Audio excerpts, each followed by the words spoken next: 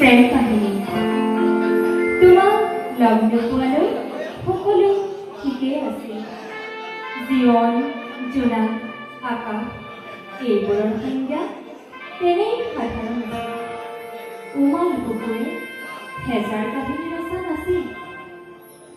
তোমাৰ সান্নিধ্য নিবিচৰালৈও সকলো ঠিকেই আছিল। মনৰ চোতালত মেঘ বৰষে পাখৰ কোলাহল নাছিল। আশাভৰি জোনাক ফুল বৰষুণৰ দৰে নামি অহা নাছিল। তোমাৰ কথাবোৰ নুশুনালে সকলোবোৰ ঠিকেই আছিল। জুবিন গাৰ্গৰ প্ৰথম এলবাম অনামিকাই মুক্তি লাভ কৰিছিল। এয়াই আছিল তেখেতৰ সংগীত যাত্ৰাৰ প্ৰথম আৰম্ভণি। আহকচোন তেওঁৰ প্ৰথম এলবাম অনামিকাৰ এটি জনপ্ৰিয় গীতৰ মাজলৈ আগবাঢ়ি যাওঁ।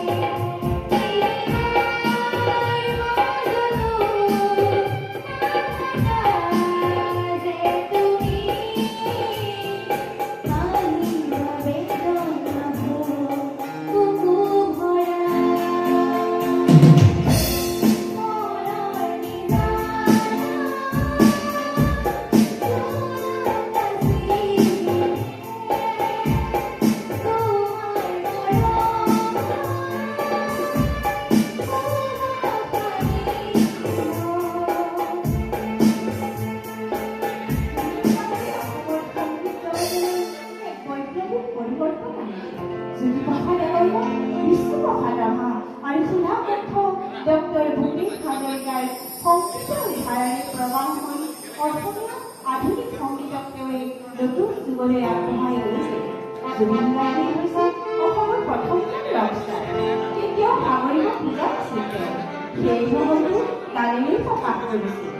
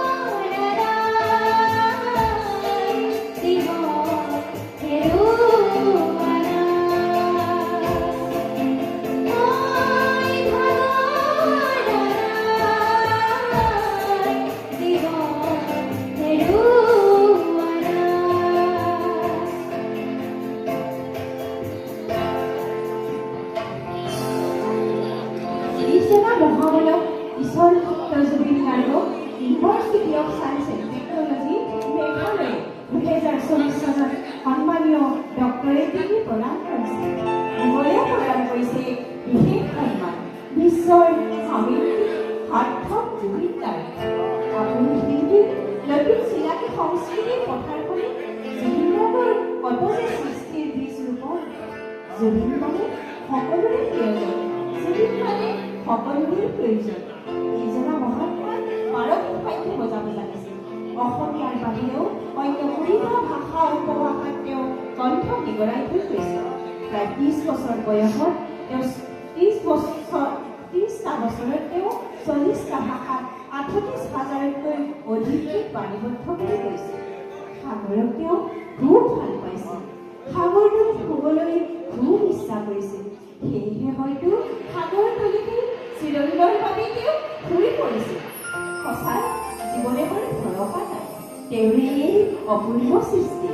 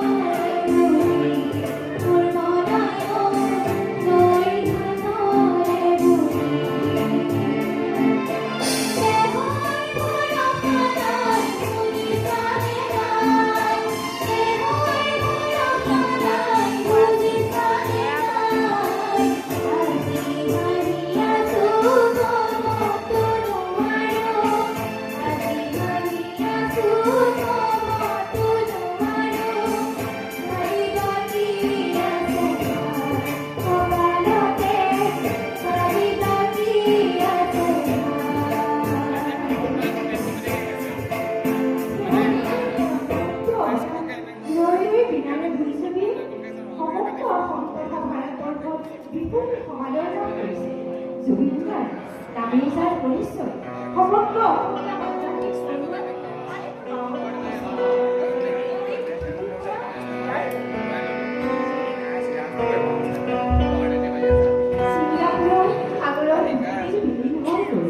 এইজনা মহামানৱ জুবিন মানে এটা জুবিন মানে সত্তা, জুবিন মানে আবেগ। আজি সমগ্ৰ ভূপস্তব্ধ মৰমৰ শিল্পী কৰোৱাই অনুৰাগী কান্দিছে। খবৰটো হয়তো কোনেও বিশ্বাসেই কৰিব পৰা নাছিল। জুবিনা তোমাৰ মৃত্যু হ'ল। তুমি তাৰিখভাৱে আজি নাই যদিও আমাৰ অন্তৰৰ নিৰ্ভীত সময়ত সদায় জীৱন্ত আমি তোমাক জীয়াই ৰাখিম।